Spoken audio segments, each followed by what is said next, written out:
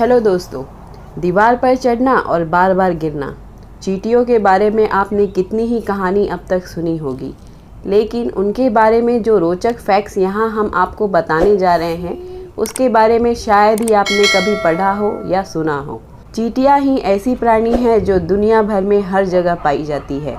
बस वो केवल एक जगह नहीं पाई जाती, वो ठंडा इलाका अंटार्कटिका। इसके अलावा 2-4 और बर्फ से ढके रहने वाले द्वीपों में भी नहीं पाई जाती। चींटियों को ठंड से परहेज है, इसलिए ठंड के मौसम में वो गायब हो जाती है। तब वो जमीन के नीचे या चट्टान के नीचे गर्म जगह तलाश कर अपना ठिकाना बनाती है। वहीं अपनी रानी चींटियों को महफूज भी रखती है। क्या आप जानते हैं कि चींटी इंसानों की तरह खेती भी करती है?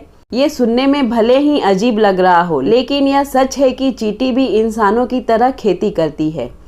इस खेती में फसल करना, सिंचाई करना, हवा के लिए उचित व्यवस्था करना शामिल है। आप भी चींटी की खेती की कहानी सुनकर हैरान रह जाएंगे। खास बात यह है कि चींटियां कुछ साल पहले से ही नहीं बल्कि इंसानों के पहले से ही ये खेती कर रही हैं। बताया जाता है कि चींटियां 5 करोड़ से ज़्यादा साल पहले से यह काम कर रही है। यह खास तरह की चींटियां होती है जो अपने बिलों में खेती करती है। ये इस खेती के लिए काफ़ी मेहनत करती है और पूरे वैज्ञानिक तरह से अपनी फसल को पैदा करती है। ऐसे में जानते हैं कि आखिर ये चींटियां किस तरह से फार्मिंग करती है और किस चीज़ की खेती इनके द्वारा की जाती है। इन चींटियों को लीफ कटर कहा जाता है, जो पेड़ों से पत्तियां काटती है। इन चींटियों के पत्तियां काटने की स्पीड काफ़ी तेज होती है और कहा जाता है कि यह एक दिन में पूरे पेड़ को साफ कर सकती है। इन पत्तियों को काटने के बाद वो खुद इन पत्तियों को अपने बिल में लेकर जाती है। बता दें कि ये चींटियां अपने खाने के लिए नहीं बल्कि अपनी खेती के लिए इन पत्तियों का इस्तेमाल करती है। एक पत्ती का वजन उनके वजन से कई गुना ज़्यादा होता है।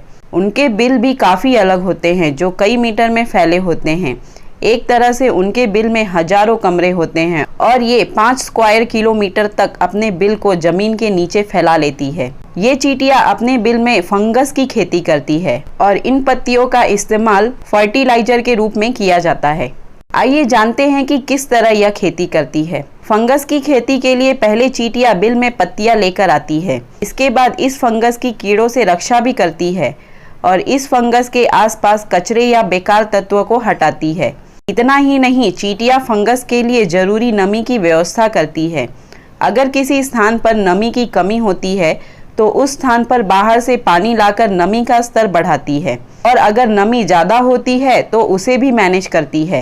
इतना ही नहीं, फंगल ज़्यादा मात्रा में कार्बन डाइऑक्साइड छोड़ती है तो वो उसके लिए वेंटिलेशन की भी उपयुक्त व्यवस्था करती है। चींटियां काफ़ी सेंसिटिव होती है, जो वो फंगस की ज़रूरत को भी समझती है और उनके हिसाब से उनके लिए व्यवस्था करती है।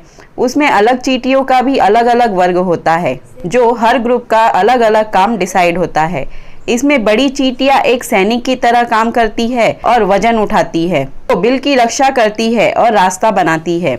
वहीं छोटी चींटियां, जिन्हें मेडी कहा जाता है, वो पत्तियां काटने का काम करती है। वहीं दूसरी ओर छोटी चींटियां घर पर काम करती है और फंगस गार्डन के लिए काम करती है। इसमें कई चींटियों का काम कचरा साफ करने का होता है।